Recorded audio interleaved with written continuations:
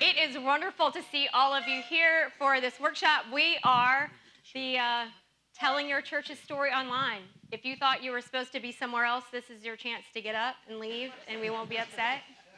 Okay. Now we see who the class clowns are. Wonderful. So we are a group that got together organically, very much like the story of the GMC. We said, we think this would be really great if we offered some kind of workshop on how do we get our message out in the age of social media. And the planning team said, that's great.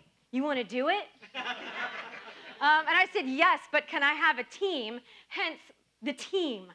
So we are all going to work together. We're going to introduce ourselves a little bit later in the program, but wanted to talk about why we're here. We live in a time that is in transition. We used to tell the story of Jesus just face to face. That's how we communicated everything.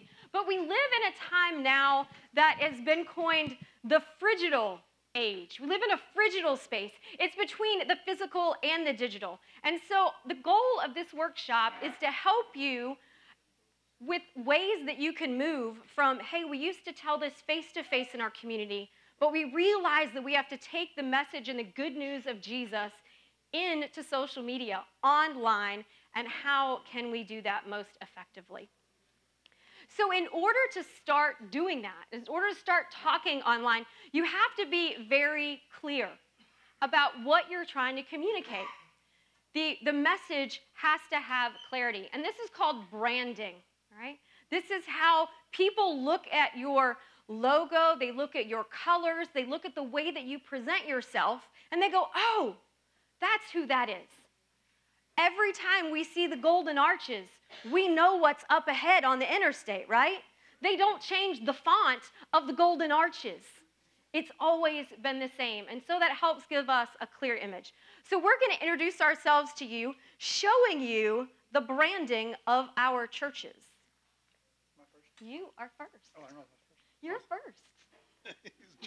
I was gone when they figured out what the microphone situation was. So, my name is Russell Martin. I am the lead pastor at Lake Houston Methodist Church in Huffman, Texas.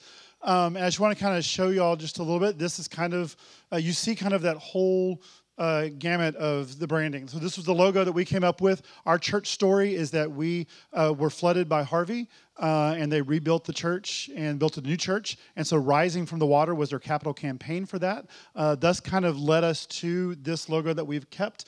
But you'll see things like whenever I came there, they were like, here's the fonts and here's the colors. So these are our font. That's our font family, and those are our colors. And so anything we do, our children's wing is even painted, and it has those blues, and you can look up those deals. And so when you see that, you recognize that. That's kind of a consistent thing within everything that we do. And so you can tell it's on our signs, logos, even our forms. We use the same kind of thing, so you know that has that connection with our church. I don't know. Hit the slide. Oh.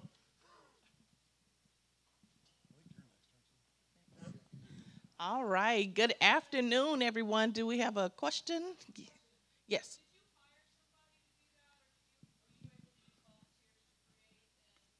Okay, so I cheated that my volunteer was, but it was a graphic person, but it is not. Like we'll tell you, we'll give you some tools and stuff that you can use as we go. So save that, and then we'll be able to address that a little more later. All right. Good afternoon, everyone. It's a joy to be with you. I am Enid Henderson. I am the executive pastor of Jones Memorial, Global Methodist Church. Oops, the bishop started it earlier. I'm just checking, making sure you're paying attention. So, as you see, the site has been scrubbed of that. But anyway, but the Highway Church in Houston, Texas, you'll see our colors, our gold and our blue font family in terms of the font names and the colors.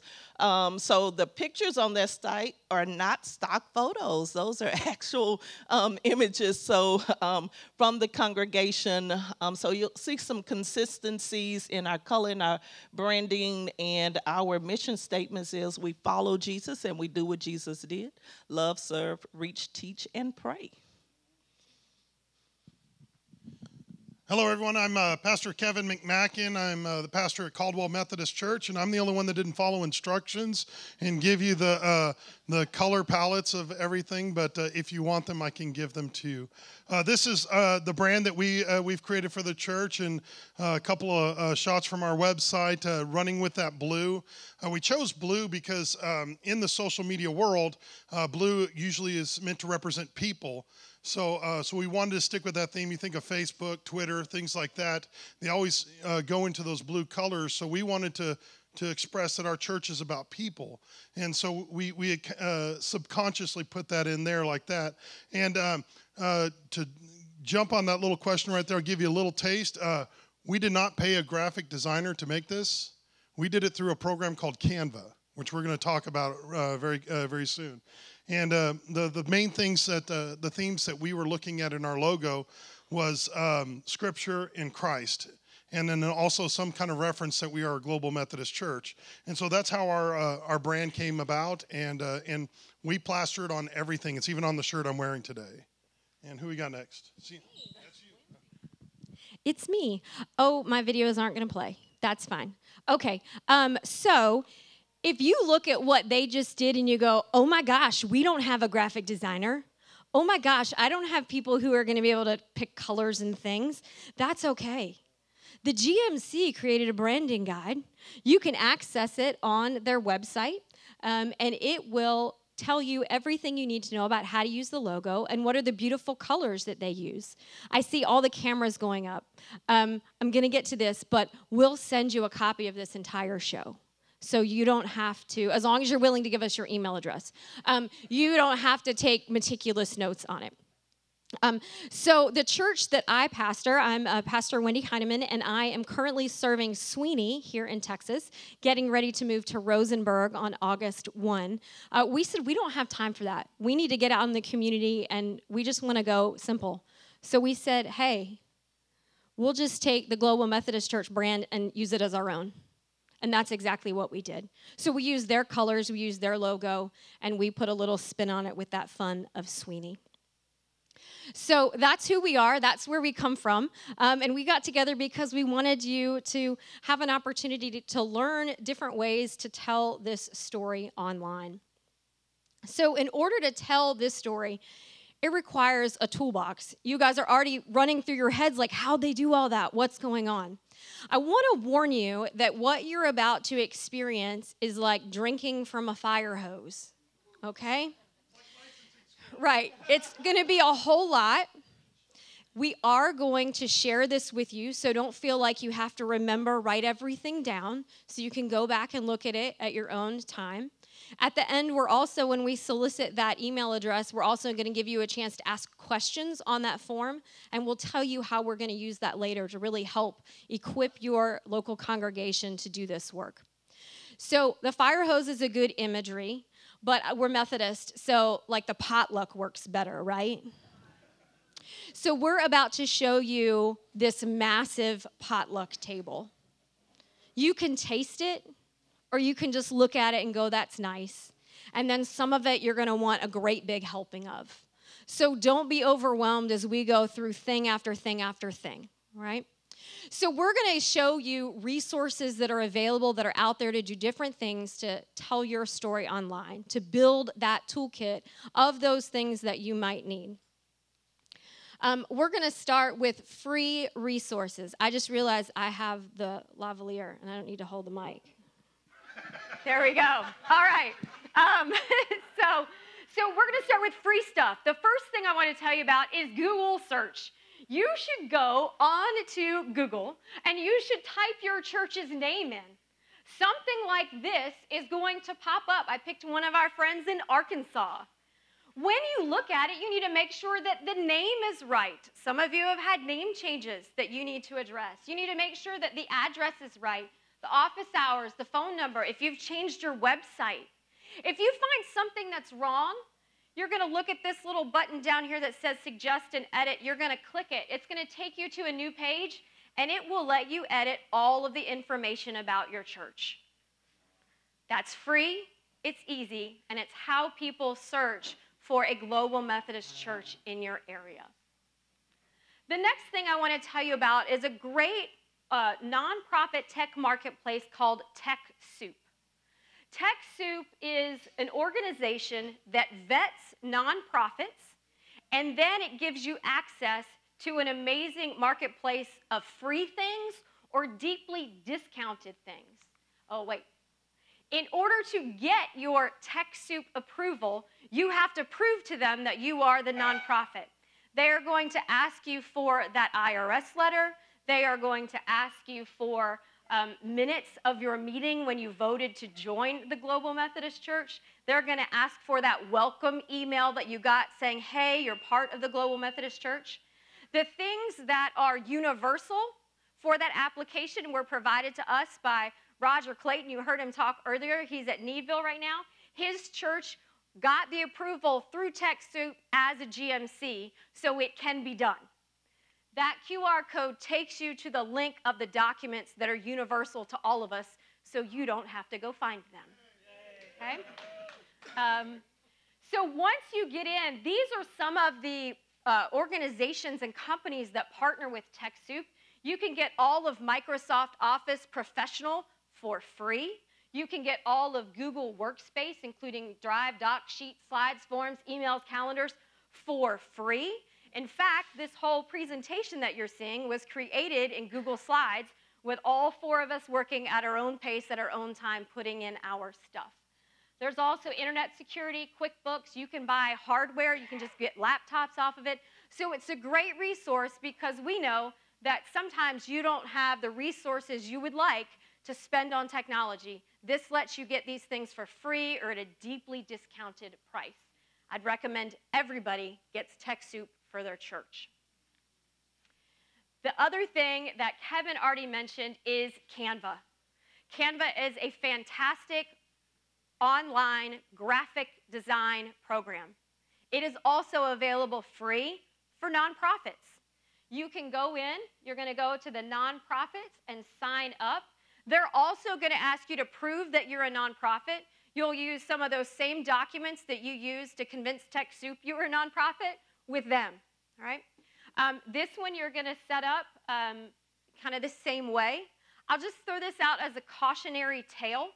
Make sure whatever email address you use to begin creating all these accounts is one that stays with the church and not with a particular person, okay? Pastors move, right? People move. So you need to have some kind of generic account. At my church, we have communications at sweeneyfmc.org. And so when you get into Canva, you're going to be able to see that there are lots of opportunities. By registering as a nonprofit, you get their professional level for free. Access to all the graphics, all the fonts, all the videos, all the audio. It's amazing. You can do all sorts of stuff. Here's stuff from my church at Sweeney. Sermon series, those are slides, pledge cards. You can make business cards and order them straight from Canva. Faith Orange, I reached out to some of my friends and said, show me your stuff. Here's some stuff that Faith Orange made on Canva. Atascocita. You can see those are bright, they're vibrant, they're beautiful artwork, and you didn't have to pay for it. It's great. So these three things are super easy. They're free. Bring them to your churches. Thank you, Wendy.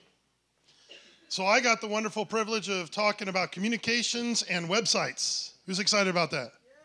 Yeah, that's right. So things that we're going to look at, communication options, digital calendars, group communications, website and professional online marketing, things like WordPress, domain names, content, the kind of content you want on your website, branded emails. Branded emails is very important. If your church is using mychurch@gmail.com, you can fix that. You can make it a pastor@mychurch.com, and we can show you how to do that. Now, a lot of the stuff that I'm going to be talking about is going to be over a lot of people's heads, and you're going to be like, I can never do this, not without help. Well, fortunately for you, we're going to have workshops. Who likes workshops? Who likes it when they're online and they don't have to pay for hotels and travel? Okay, good. So we're going to be offering some workshops and stuff for this so that we can guide you slowly through the process of creating websites, creating branded emails, and things like that. And also, we're going to talk a little bit about church management systems. The one that primarily we're going to talk about is one called Planning Center. Does anybody have Planning Center at their church? Is anyone utilizing all of its aspects?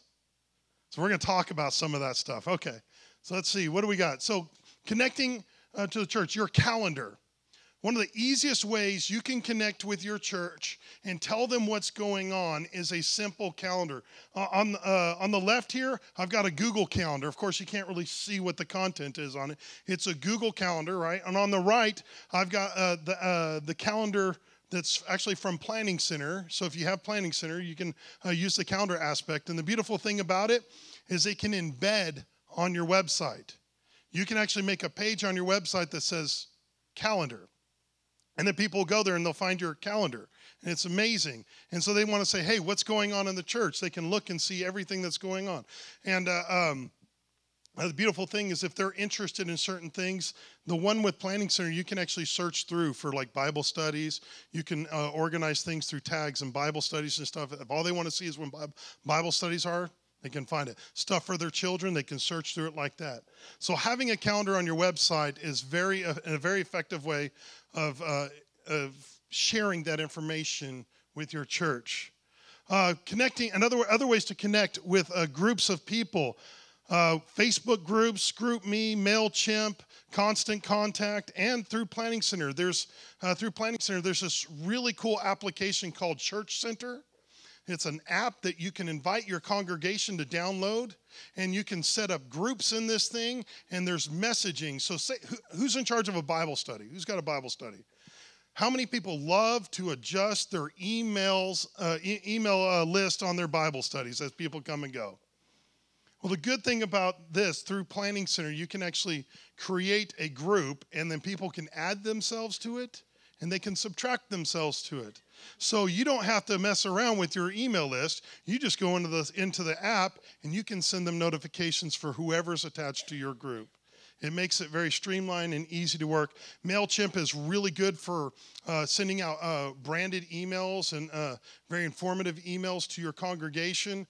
It gets away from, one big thing is if you are throwing 500 people into a Gmail and sending it out, a lot of spam filters are going to block you. But MailChimp, I think it's on TechSoup, isn't it? It's like a TechSoup connection. It is free to churches. We like that word, don't we? Free. And you can send out massive emails to 4,000 people if you want, and it won't get hit by spam filters, which is really important. Constant Contact is a communication software. If you have a series of things, like say you're going to be doing a sermon series, right? You don't want to spend a day every week through the 6-week sermon series emailing it. You want to spend one day, set up everything, and then send it out, right, to your email you can do that through Constant Contact and through MailChimp. You can time out emails to where you set it up, send it, and forget it, and it'll send it out when you want it to do. These are GroupMe. We also, I don't know why it didn't show up, but WhatsApp was on there. Oh, okay. There it is. Who's on the GMC WhatsApp, or the Eastern Texas GMC WhatsApp, right? So that's a great tool, very simple tool that you can set up with your churches, with different groups as well. If you don't want to go down the Planning Center, these are some other options. GroupMe and WhatsApp and even Facebook groups are a great way of communicating to your church. So let's talk about Planning Center. Here's what Planning Center offers. The CRM, or Contact Resource Manager. How many people still have their church membership on an Excel spreadsheet? Yeah, our church had it on there until I brought in Planning Center. How many people have it still on a piece of paper? We got one. We got a couple back there. So the beautiful thing about the Contact Resource Manager, it's called Planning Center People. It's free, 100% free. You don't have to do anything to get it except for sign up. So if you go to planningcenteronline.com and and then set up an account, you've got people for free. And so you'll be able to email people and you're right through that just with that. Yes? All of this is free. Somebody's making money somewhere.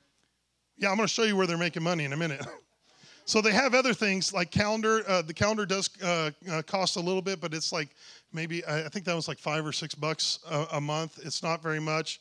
They've got the group organizer. If you have a lot of groups in your churches, I know there's some small churches that have 30 groups, right? They got the Methodist men, they got the Methodist women's, they got the Methodist little women, Methodist, they got all these different groups, right? And keeping those contacts in order, group organizer is a really good tool to have. If you get any of these things, you can get the Church Center app to send out to your people for free. That's part of purchasing these things.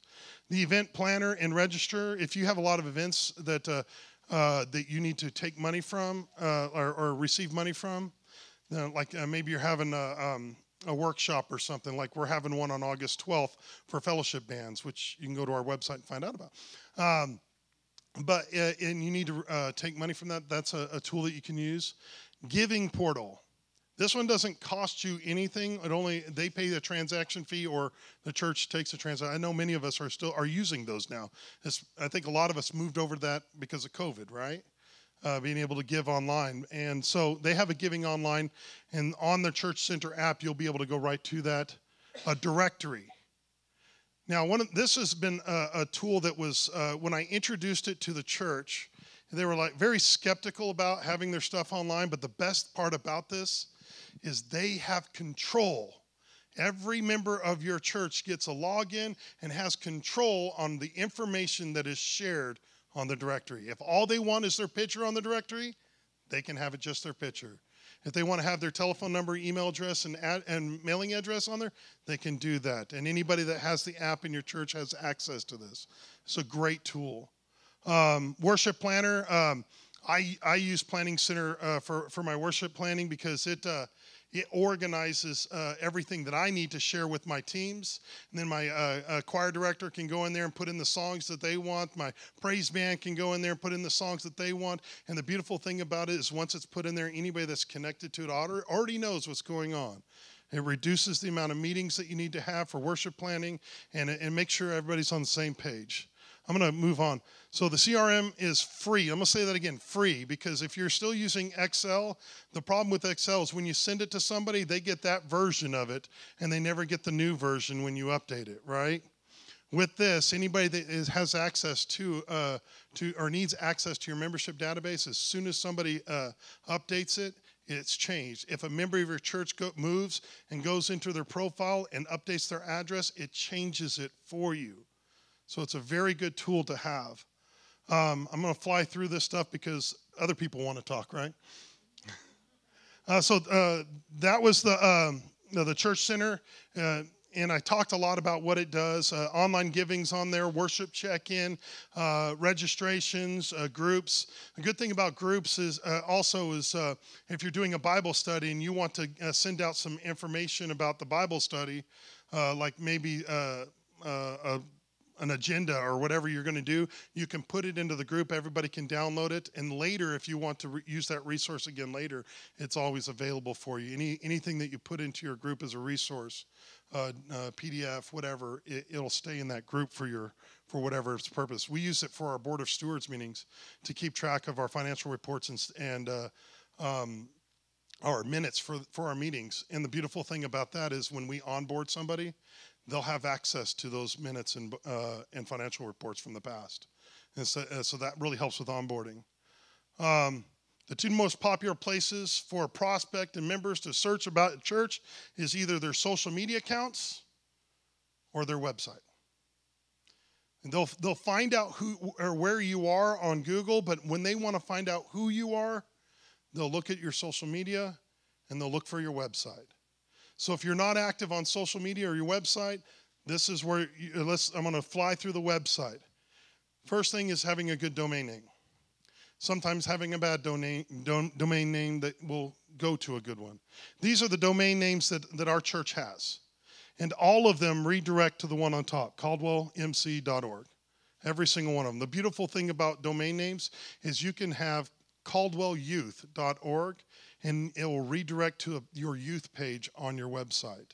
So, and domain names, depending on the name you get, I mean, if you're trying to buy Exxon.com as your own domain, it's going to be expensive. and you may not get it. But most domain names you can get for as low as $2 a year, but most of them average about $10 a year. I think most churches can afford $10 a year for the domain name, right? Hosting, depending on the company you use and what you want in your church, it can go up or down. I recommend DreamHost only because that's the one I'm familiar with for hosting.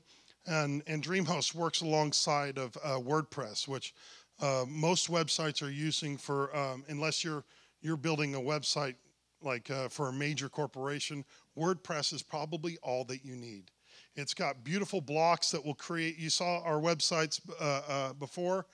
You just say, I want something about to introduce our staff, and there'll be a block that says staff, and you can drag and drop it into there and then change the pictures and the names, and it's done.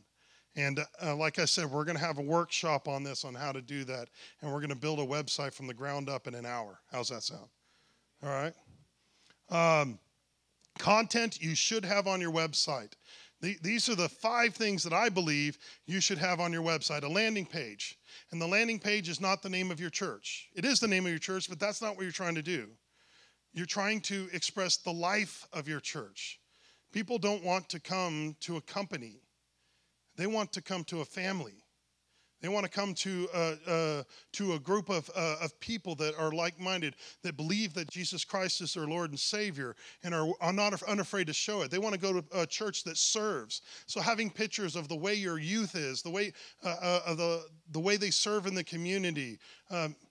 One of our favorite things to do as Methodists, a picture of us eating, right?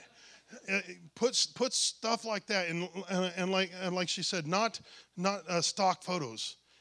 Everybody's got a camera in their pocket. Take a picture and put it on your website. Your calendar. Let them know what you're doing, right? And we showed you a little bit about the calendar, and I guarantee you, embedding it is very easy. A giving portal. Make it a means for money. When I was serving over at Highlands, we had a guy that regularly gave from Germany online. And if we didn't have online giving, we wouldn't have received that money from Germany. So having a way for people that aren't in your area to give to you is a great thing. An about page, have staff bios. What is it that you believe? Maybe stuff about the GMC, and then also contact information. How can they find you, right? You got them to your website, now you want to get them to your church. So if you can have those 5 things only, and you put that stuff on there, and if that's all you want to do, you can do that, and then leave your website. And then the big thing is that when people search you, they'll know who you are and what you represent. And that, I'm going to hand it off to Russell. Whew. All right, sorry, it is a fire hose that we're giving you.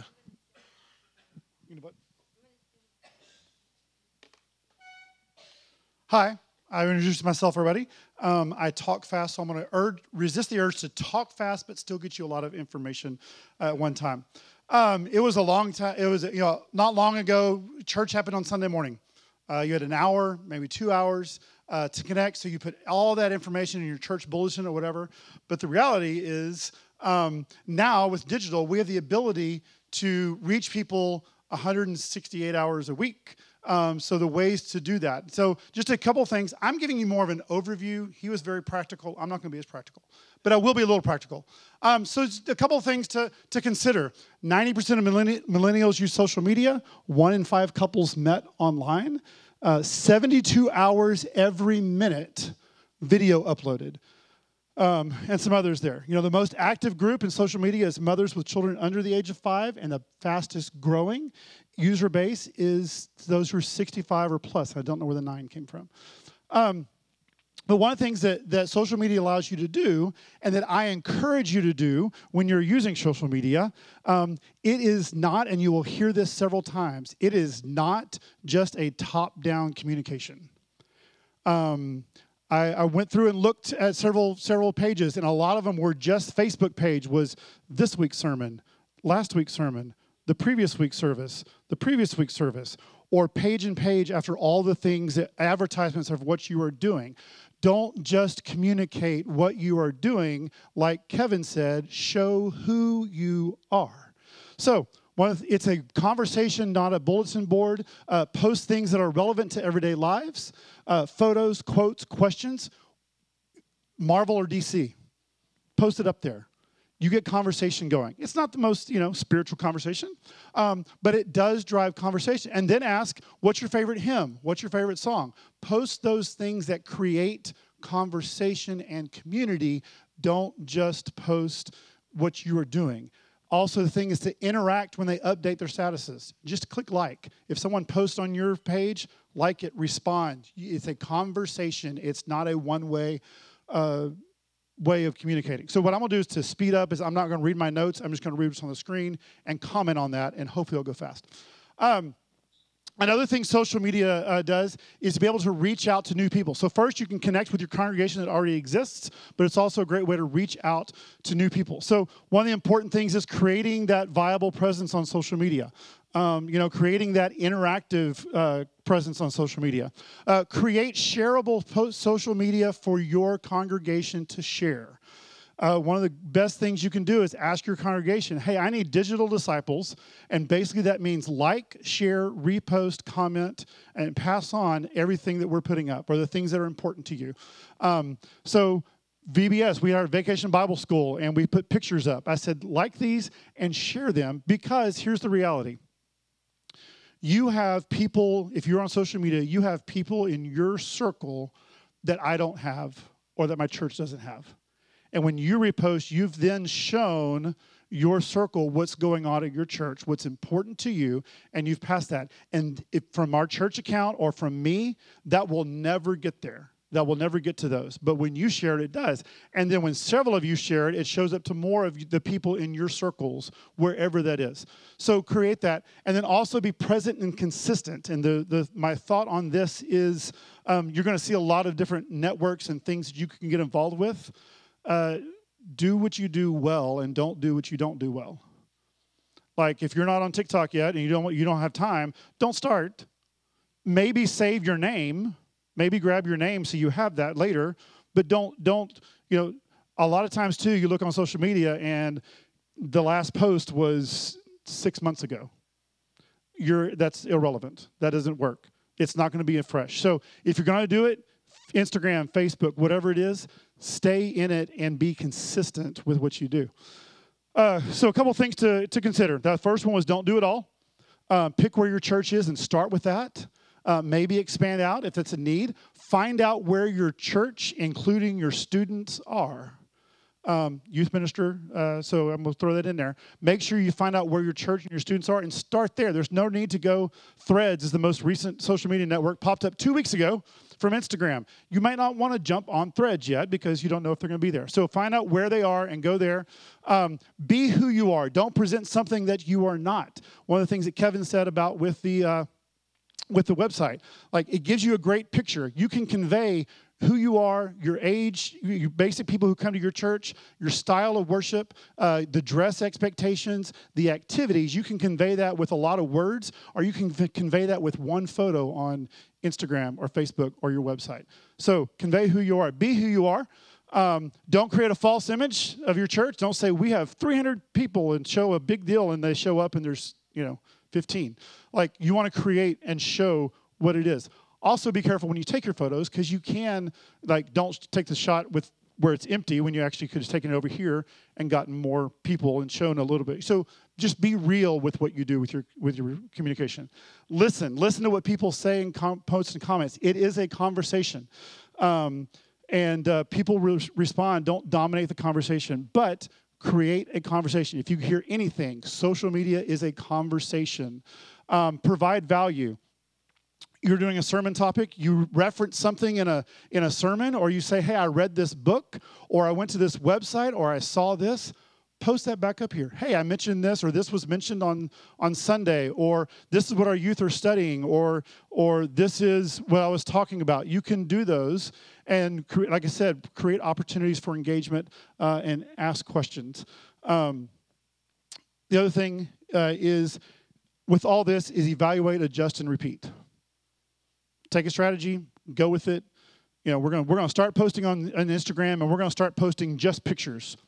We'll do that, and then later on look and go, hey, this has worked. We've increased our engagement. We've had people connecting. We have people who are showing up because they saw us or whatever. So make those adjustments and keep trying. So here's some examples of some posts, some ways to tell your story. These were a few. One's from Resurrection Katy. The other two are from our church, or one's from Caldwell. You made it. And then one's from church. So you see those different types. What? That's next week, yes. So, but that's an example. Like, so this is a post. That one's kind of a combo. It has pictures of the kids, but also gives information. And the one in the top left is just photos. That was our UM Army at Friendswood. Real quick. We have, in our liability release form, we have photo release as part of our deal for that. The other thing, ways to tell your story. So posts are good. Some of the same things I've told you. Create engagement. This is from Elevation Church. And posts are great. Instagram, Twitter, Facebook all have posts. So post is either pictures or a graphic or text. And I'm going to tell you, go with pictures. Every opportunity you have, go with pictures. Put pictures in your graphics. Put pictures as much as possible. Photos and videos over text, and I'll talk about that in a minute. Other ways to tell your story. So create engagement by asking questions. Post photos of last year's event. This was VBS last year, and we're excited for Vacation Bible School coming up. Or here's our recap video from last year, and I'll do a workshop on how to create those recap videos. Or I have somebody else in here I won't point out that can tell you how to do that too. But whatever that is, and this is what we're doing next. I have a friend of mine who does a Sunday photo dump, and every week on Facebook, he just puts pictures of the congregation and worship and everything, and so you get a picture of what was going on. So here's I can get up here. This is cool. All right, so do this. These are the things to do, right? And that is 80-20 rule. So the 80-20 rule is this. 80% of your stuff needs to be pictures. 20% text, graphics, things. Pictures over advertisements. But these things help be promotional. Don't do this. And I say don't do this because this is my Instagram feed for my church, right? And we're working on this. But you see how much it is graphics, the difference? What's more what tells you the life of the church and what's going on at the church better? This or mine? All ads, no photos, all promotional, not inspirational, repeated posts, and uncurated feed. One of the things I try to do that we're working on is I go through and take out where I don't have copies of everything. So that's one of the things. But the less you post of those things, the less you have to curate that. So ways to tell your story. Video, I think the videos aren't working, so we're not going to be able to show those. But one of the things you can do is, and I've seen this in big churches. This is like Elevation. This is some big church. But the same camera, Kevin said, worked on for pictures, works on video too. You can take a short video, talk to your pastor ahead of time, say, hey, where's a good clip? Where are you going to be extremely inspirational, or just record the whole thing? And then you can cut that and put that onto to video. So the reason I'm talking about video is everywhere. Every social media platform has embraced video, vertical video. Snapchat, TikTok, Facebook, YouTube, all of them. It is what is coming. It does create 8 times more engagement. I know we're talking engagement and branding and things, but that is 8 times more influence that video has telling your story in your community. And vertical video dominates all of those. So it's counterintuitive. I know. You don't go to movies and see that. But for a lot of cases, you need to turn your phone this way and not this way, because that's going to, recording those makes it easy. And Canva will help you do these clips. You can edit video and stuff on Canva. So every social platform is currently making the process of a shift to vertical video. I think I'm at the end of my deal here. I'll find out. But the changing landscape. So this is from YouTube. YouTube Shorts has become the leading destination for short video over a relatively short period of time. Daily views have grown 4 times over a year ago. Why this is important? TikTok's new. Facebook changes all the time. Whatever the latest thing comes out, Facebook copies and does that. YouTube didn't change their platform for the long time. They've been around forever. They don't make changes unless it's important. And they added the Facebook Shorts, or I think that's what it's called, and those are the vertical video shorts. Netflix, on the app, you can watch short clips of their series vertical. Vertical is important. Pay attention to vertical video. Video can't be loaded. That was an example of that. And so one of the main transformations in our business right now, and this is from Mark Zuckerberg, Facebook, is that social feeds are going from being driven primarily by people and accounts you follow to increasingly also driven by AI-recommended content that you find interesting from across Facebook or Instagram, even if you don't follow those creators. So this is something else that's important to pay attention to. Used to, everybody who followed your Facebook page, they saw everything you put up. Whatever you followed, whoever you followed, that's what you saw. So if I'm following Kevin, I'm seeing Kevin and Wendy and all those. That's the content I'm seeing. That is changing, and that is changing fast. And more so, you're going to see things that are suggested to you. Originally, TikTok does that. That's how they operate. But you're going to see that more on your Facebook feed and Instagram. My suggestion is whenever Kevin's put up the thing about Facebook groups, utilize those things that do send things straight to your members for that when you're on, but also realize that when you're posting stuff up, it may not go to your members, so maybe you edit kind of what you're posting. Because you're also going to reach out to people you never thought you would before. And a message, a sermon, a clip could inspire somebody you'll never meet in a place you'll never go, and somebody who'll never come to your church, but that's not the purpose of telling our story. The purpose of our story is not telling people to come to our church. The purpose of our story is telling the message of Christ wherever it goes. So you can create content that has an effect that you will never, ever know. So this is my last thing. Think about these things. Use social media to create presence. Encourage people to subscribe directly. Post the same content on multiple platforms. Those are the ways that you can make sure and get to your people. The last thing I have is the connecting digital. Here we good? Hashtag. It's up there. I got it up there. You're helping me. Yeah. Visuals.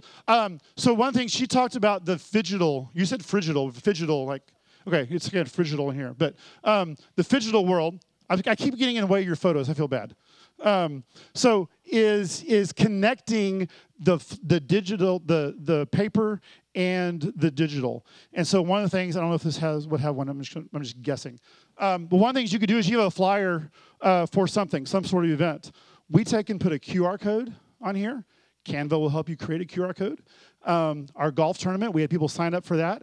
They scan the code. They went. You've seen it in there on the screens. You've seen it on everything. The QR code is a great way to direct somebody to a sign up. So you have a paper flyer, and they can sign up either in person or they can sign up digitally. Bitly, please, please, please, when you go to send a link and you created a doc on Google Docs or whatever, and the link is Google dot or slash QRFWPQD /, please don't send that out. What I've seen happen is people take and copy that link and put it on a flyer. Nobody's going to sit and type 48 letters to get to your code, right? Bitly, and there are others, that will create a link, and you enter the link in, and it gives you back. And it's like bit.ly/mychurchevent, right? And so you can create those, and you can make a shorter code. So Bitly link shorteners would be a great way to do that. Please don't send out the 35-character letter, and don't print it. You can send it out in a link because, like, you get it on a computer, you can click it. You can't click the flyer. Like, it's not going to work. The last thing is hashtags. So hashtags are a great way to collect. You saw there's several hashtags for our conference. Hashtags work often across platforms. So anything that's ETX GMC is one of them. We have multiple ones that are listed. Oh, it is okay. It'll come up later. It'll come up later. But you can go search on Google and search for a hashtag, and you'll get all the posts that have that. So whether that's Facebook, Instagram, it'll direct you to there.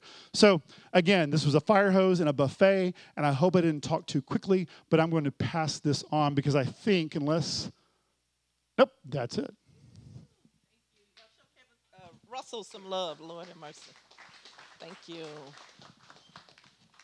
Well, good afternoon. Thank you so much. Is this Wendy's iPad? Okay. Don't worry about it. Don't worry about it. Okay, I've got 30 seconds to get through all of this. I'm just kidding. 45. No. So you've heard quite a bit of information, right? So part of that is going to help invite people to the church. But what about persons that you have not yet met? So I am going to spend some time talking about worshiping wherever you are and streaming, okay? All right, so things to consider. Before, let me ask you this. How many of you are already live streaming? Oh, awesome, awesome. Well, there's no need for me to go on now. So, no. All right, so the majority of you are already live streaming, so let me set an expectation. This is going to give you a high-level view of some few tips and things you can consider. And if you're not streaming, hopefully this will get you started in the right direction. Again, we'll have a series of webinars that will help take us into these deeper levels and conversations. Things to consider when you are trying to decide on live streaming and what is the best format for you, not just for your congregation, but also for those that you have not yet connected with. The first one seems basic, but it is so important. Location and internet availability. A lot of our rural towns do not have internet access. So how do we work around that? How do we still reach and engage others that we've not yet met? Financial costs.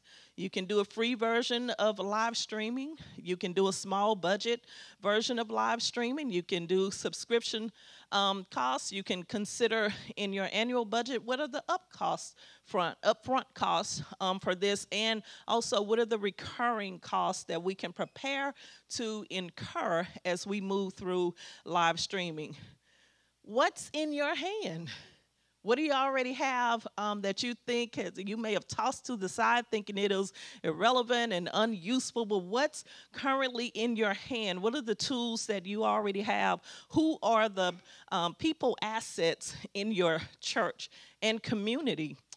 Time, skills, and team skills and time. And then you also want to consider viewers and the audience, or some of the people we're reaching homebound, or these persons who are on that sick and shut in, and how do we make ourselves accessible in all of the ways. Now, I love this slide, but I cannot take credit for it.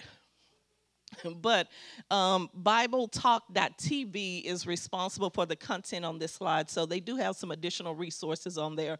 This is a high-level overview of what the basics of live streaming. You need a video camera, a computer, and then a broadcaster. So video camera can look like anything from your cell phone, your iPhone, your Android, or camcorder, or a high-profile camera like that mirrorless camera back there in the back, and some other gadgets. Computer can be your laptop. Please make sure you have good internet speed. The upload speed is what's important, not just your download speed, but upload speed is extremely important. And broadcast. What resource are you going to use to get the image or to get the message from the camera to the computer and to the people, okay? So that's a high-level view. Streaming options, what's right for you? After taking all of those things into consideration, what is the best tool or resource for you? Is it teleconference? Is it pre-recording, or is it live streaming? What equipment options do you need? I'm going to expand on these in a couple of slides. Equipment options, things you need to consider. What do I need versus what do I have until I get what I need? So do not put live streaming on hold because you can't get a $5,000 camera. One, that's too much to pay for a camera. But, and then presentation options. How do I make this look in a way that is exciting and inviting to others? So those are things where you want to bring in backgrounds and countdowns and lower thirds and slide templates. And then you are the envy of all churches nearby because your stuff is just amazing and greatly produced. All right. Streaming option. What's best for your church, your congregation, for the community? Teleconference. Teleconference is going to be like your platforms like Zoom. The advantages of teleconference are going to be it's an alternative for limited internet because people can call in. They can dial in. So if you're in the rural area where there's not a lot of internet access, but you still want to make sure you're intentional about people connecting and being a part of the community, this is an alternative to that. It's easy for seniors to call in and our seasoned saints, as I call them. So easy for our senior saints. There is no production needed. You can do some staging around the house. I'll tell you though, one time I was during COVID and we were doing pre-recording from home, and I was about that close to the end of my sermon, and my dog runs by. And so I started over, but I could have just left him in there. But yeah, I know he didn't make it that day. But so anyway, so just being mindful of your surroundings and your environment. But Zoom and teleconference allows you with limited production required, and it allows interaction and engagement. So when you've got the what was the name of this? The Brady Bunch box going on Zoom, and everybody can talk and engage. Things to be mindful of. If you're the host of those teleconferences, be careful, because sometimes when people call in, their phone numbers will show up. And you just want to be sensitive and aware. So either you find a way to change or adjust their name to rename them. But be mindful of that when it comes to people's privacy. And it fosters community, all right? This is another way for us this is an easy way for us to get together online and still be effective. Pre-record, advantages, retakes for mistakes, hence the dog, right? So we can edit the dog out. But this gives you an opportunity to do the recording, plan out the service, be more intentional, including announcements and messaging. But it gives you a chance to go in and do some editing so it sound. How many of you have listened to your worship service online and you realize while you're in service, it's just such a powerful move of the Holy Spirit during worship, and the praise team is just on fire. And then when you go back and play it, and you're like, oh, my Lord, what just happened? So, am I the only one? Come on now. But it gives you an opportunity to do what we call post-production edits, right? So you can mix the sound and make it sound more palatable for those who may not be as gracious as some of us in here. So post-production edits and then controlling sound and video quality gives you a chance to, one of the video advantages of pre-recording, but you can still pre-record and then broadcast it as if it's a live stream service. Live stream, advantage of that is ministry beyond borders. You get to reach people and have this resource available. There's the live chat and engagement. There are the invitational pieces that you can nurture during those moments, sending links while you're actually doing service so people are a part of those conversations with you. It also gives you a chance to gather data and analytics. You may have people who are connecting with you, which we just assume it's the people that we know who are watching. But in reality, when you go back and look at your data and the analytics, there are people from all over the world who are connecting with you, and an opportunity to build new community. We have some people who worship, and I'm sure this is the case for many of you, who've worshiped with us online consistently, but have never crossed the doors at the physical church. But this is our online community. Streaming options to do the things that we talked about. Teleconference, there are tools like Zoom and WebEx. So Wendy mentioned that TechSoup has WebEx. Did you know that, now brace yourself, the United Methodist Church Communications Department has an opportunity for churches, whether you're UMC or GMC, to purchase the Zoom Enterprise license for the price of the basic license, so like $150 for the year, right? So you can still, each year they have licenses available, so you can get those for your ministries. That's a great place where it allows you to do webinars, the full package and everything for a simple $15 a month. So a great resource. I snatch them up as often as they make them available. So that is a great tool for GMC churches as well. Pre-record some of the services you can use. Once you've uploaded your video, you can broadcast it through YouTube Live or through Facebook Live or even Vimeo. So those are 3 sources that you can record, and the simple thing is just to upload. Once you have a YouTube account, upload those. Live stream options are, of course, so YouTube Live, Facebook Live, Resi, Church Online platform, the Cast, Restream, Zoom, and more. These are additional sources that you can use to do live stream platforms. So this is the stage that you would use, what we call that broadcast stage. Streaming software that you're going to need if you're live streaming. So that means you're going to use streaming software or production software, which is example of that is Wirecast, Boxcast, vMix, and OBS, which is free. OBS, it is an open broadcast software. They have lots of tutorials on YouTube for it, and as is the other one. And so that one's a open broadcast software that gives you the same benefits as Wirecast, which I think is about $600 for the year. So there are other resources, and it is just as good. There are plenty of companies and high-level folks that use the OBS system. So what does it take? What do I need to live stream or to pre-record or even to teleconference? And what do I use until I get the things that I need?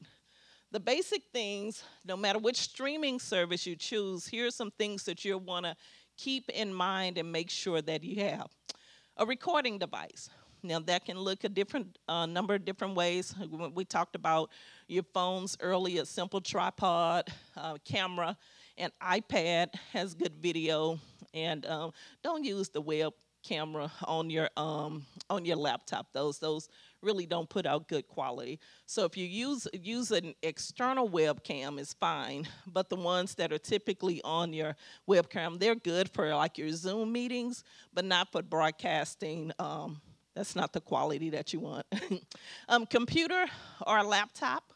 Lighting, we see a lot of the YouTubers and influencers that have the ring lights or different lights that you can purchase. Depends on what you're trying to do. I was looking around, I see some stage lights here and spotlights. Microphone, making sure that the audio is clear and that there is clarity. Video capture card, I know it sounds like a weird tool, but that is really important in terms of your setup when you're doing live streaming and you're going to be broadcasting. Getting that image converted into a high def is going to be important. Presentation software, the things that make it look pretty. I'll give you some resources on those. And then live streaming software, those are things that you're going to need to make sure that it is viewed by everyone. And then, okay, we're good, okay. And good to great upload speed. A lot of times when we look at our internet packages, we always focus on download speed, but when you are doing video, it's gonna be important for you, when you hit upload, that it doesn't take 3 days, you know, so that things need to, yes. Yes. Yeah. Yeah. So good point. So audio interface, thank you so much for sharing that, is essential as well.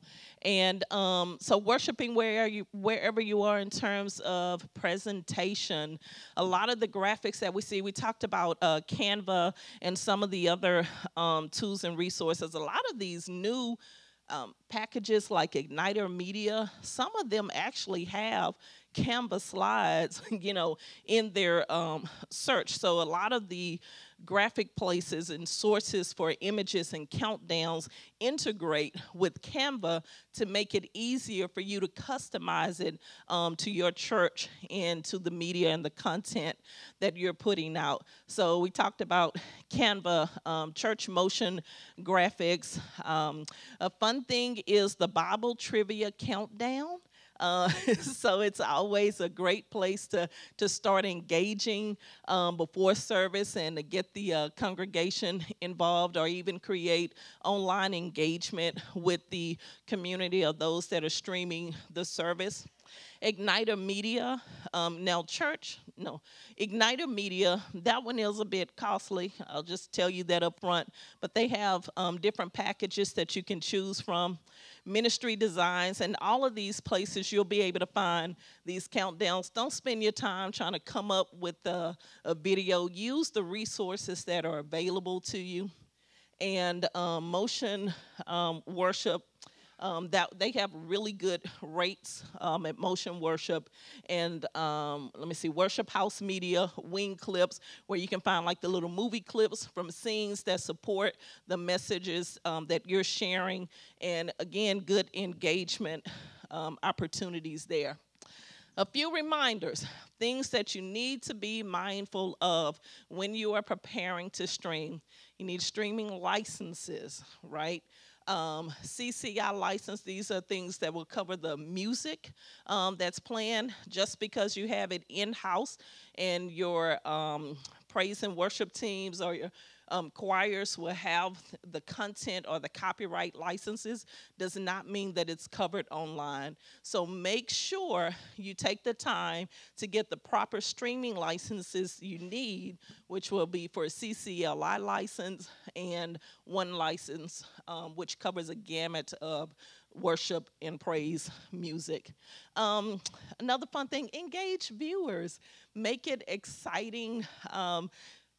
Find an online host. He talked about it. Russell mentioned earlier, Digital Disciple. Get online hosts. I know last Sunday I started using a 6th grader to be our digital content person, and he had the time of his life and put together some really great short reels, and but he'd walk around with his camera and on his little selfie stick and had a great time. But for us, it's an opportunity to help them serve in ministry, even at that age. They don't always have to help with the offering and usher. There's so many other opportunities for us to engage our young people. So find an online pastor or online host so that when the worship service is extending an invitation for people to join the church, that there is somebody in that live chat also extending that invitation. When it's time for offering and giving, there's someone there that can make that invitation and share the link. When it's time to say welcome and good morning and greet, you have someone there to actually welcome them. You can consider your chat room as another front door to the church, because people return back to experiences that they've had that are meaningful to them, and they want to be seen. Connect links, we talked about those. Share and invite. In the chat, invite others, and even from the pulpit or whoever's making announcements, encourage people to share and invite the stream or the link to the service. And that's a wrap for worshiping. Clicker handoff. For you, the clicker handoff. So that was a big buffet, wasn't it? That potluck is full. And you're sitting here going, now what? What? So moving forward, we want to let you know that there are free training opportunities out there. YouTube, Google it, right? Go on YouTube, Google what you need to know, find a video and watch it. Google University also has resources that can help you enter into this online world. Classes that you can take, you can get certifications and different types of communication to help you learn that. Pro Church Tools is also another resource. They've got free resources. The QR code right there, pull out your phones. Open up your camera. If you've never used a QR code, I'm going to walk you through it. If you aim your camera at that QR code, a little box is going to appear that's going to take you to a link. Click on it. It is going to open up for you a Google survey. That is where you can tell me your email address. All right? You're going to put in your name, your email, your church name, and then at the bottom, it is going to ask you what you want to learn more about. Because this is not a top-down conference. This is a bottom-up conference. We want to offer you webinars, but we don't want to offer you things you don't want. Okay? So this is going to give you the chance to tell us what of the things that you heard us talk about today you want to know more about. Based on what we hear out of this workshop and the next workshop, then we'll decide what webinars the conference offers. And you, because we have your email addresses, will get personal invitations to those webinars. All right? Everybody good? Anybody need help? Does someone need a tutorial? Friends, can you go tutorial people? If you need help, raise your hand. You can help people do QR codes. Also help somebody next to you. It's super slow. It's super slow. Oh, sorry. Good, it's a great internet. All right. It's going to come back up, and we have an alternate way to do it. So those are things that I'll leave that up for a little while. Number one, we did give you a whole lot of stuff. You have to use what works in your context. Okay? You might have heard some stuff up there and go, that sounds pretty, but not here. That's fine. That's what this buffet, this potluck is about. You get to take the pieces that make sense in your context. Number two, find those digital content creators. It should not be your pastor. Do you hear me? It should not be your pastor. There is someone in your congregation who takes entirely too many pictures to post on Facebook. Find that person. Engage them as your digital discipler. Empower them to be the one who walks around and takes video. It might be a sixth grader. It might be an empty nester. It doesn't matter who it is, but empower people in your congregation so that it doesn't fall on your pastor, it doesn't fall on your staff, that it is your church telling your church's story. And the last piece of advice that I'll give you is to keep it sustainable. Don't create this big, massive system of communicating online and then let it fall off. If you can only pick one thing and do it well, pick one thing and do it well. When the time is right, you can add something else. All right? So here is your homework. Number one, please verify that your church is correct on Google Maps. We've heard from the conference level that some of the presiding elders have gone to find their churches and they can't even find you. And they have to go back through the paperwork and be like, where are they? All right? So check that Google Maps. If you heard about TechSoup and Canva and you go, yeah, that's something that we need to do, begin that process now. Have those conversations when you get back. Complete our survey for the equipping sessions so we know what the next steps are that the conference can take to help you begin to tell your church's story online more effectively. And the fourth thing we want you to do is share Jesus. Do it right now. Here are some hashtags that have been proposed. So you can use the conference. You can use the one with stories, which is our theme, or you can pick up one of the hashtags of our new strategic framework. That we are about equipping, we are about discipleship, we are about multiplication. So do that. And there it is, one last time. Once you get into that QR code, at the bottom, it has a place for you to ask questions. We don't have time to take all of the questions live that you probably have, We will kind of hover around here if you want to come up and talk to us. Also, Kevin has brought a stack of his business cards. If the QR thing didn't work for you, grab one, email him, and he'll directly email you the link to the slideshow. So we want to thank you on behalf of the four of us for coming and hearing, and we hope that this helps equip you to tell your church's amazing story online.